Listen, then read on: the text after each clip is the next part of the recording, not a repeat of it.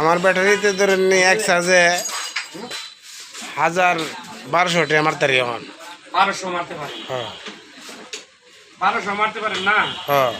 তাহলে ব্যাটারি সমস্যা হলো কোন দিকে? যদি না মারতে পারতেন তাহলে না সমস্যা। না মারতে পারি, আমার 11 ইউনিট কারেন্ট খায়। 11 ইউনিট না, আপনার 20 ইউনিট কারেন্ট দিতে হবে, এটা আপনার ব্যাপার। কোম্পানি বলতো না, কোম্পানি বুঝছে না আমার অত ইউনিট খায়, বাট আমি ভোটকি মারা দিবার লাগে আনছি। আপনি সোনার আলাপ করেন মিয়া। এটা কোম্পানিতে এইভাবে কইবেন কালকা। বড় ব্যাটারি আছে না ছোট ব্যাটারি? বড় ব্যাটারি।